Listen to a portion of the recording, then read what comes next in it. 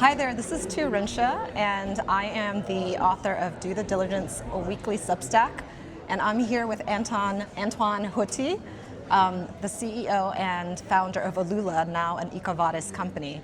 But I'm super excited to be here with Antoine. We're here at the UN Forum on Business and Human Rights in Geneva, Switzerland. We wanted to just take this opportunity to get Antoine's perspective on his experience, but also generally where's this field going? So Antoine, how long have you been doing this work? So first, thanks, and then happy to share a few thoughts with you too. So I've been doing that work for about 10 years, getting on 11, and what really prompted that is that I've always been passionate about social inequality, and I worked in the UN system, so I'm back to my old roots in this building at the UN Forum. But I really felt that at some point in my career, I wanted to offer tools for the people to actually, the workers in supply chains, to take action and to be heard. Because my lived experience was that as much as policy advocacy is important, trying to provide simple, practical tools to companies, to suppliers and workers could have a lot more potential. Yeah, and Antoine has, like I said, been doing this work for a long time, and I met Antoine when I was at Disney, when Ulula just started out, and I knew from the moment I met you that what you were creating was something really different. I don't think the world was ready for it yet, so I'm super excited about seeing it evolved over time and the impact that it's been making across the world with supply chain workers and how many people are using it. I'd love to get your sense, again, like you said, you've been doing this for 11 years, right? There's an evolution, things are shifting. What do you see are the greatest opportunities in the space right now?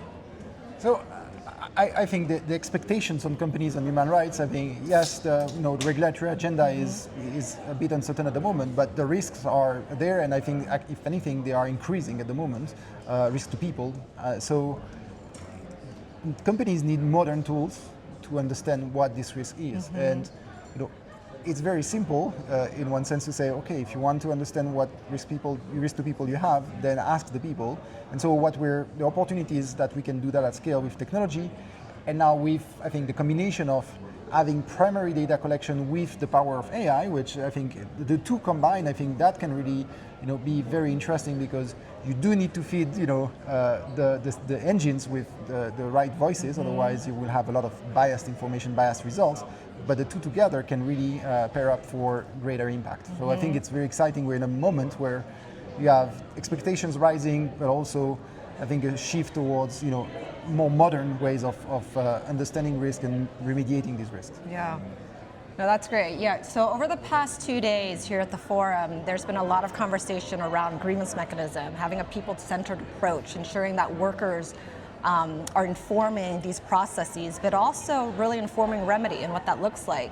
I oftentimes, as like a writer, but also someone who's a practitioner in the space, I get the question of what does good look like, right? So what are you seeing? What does that look like? So, I think we're trying to shift the conversation from I have a grievance mechanism on paper to I can actually show you how I'm making a difference with that grievance mechanism. Making a difference to my company, because I need to make sure that we're not exposing ourselves as a risk, but also making a difference, obviously, for the workers down the supply chain, because they have a greater access to remedy. So what good looks like is we are starting to move from first generation grievance mechanisms that were designed for white collar, own employees to a number of grievance mechanisms that are more accessible, that are really designed for the workers in the supply chains. And what that means is they can be accessible in any language, in any device, whether you have a smartphone, whether you know how to read and write. So we're breaking down that barrier. And then the other thing that I think we're doing is we're enabling collective remediation, right? And that's a very important thing, is that we tend to think about grievance mechanisms being something that is internal, something that's external, and possibly something that they have multiple grievance mechanisms.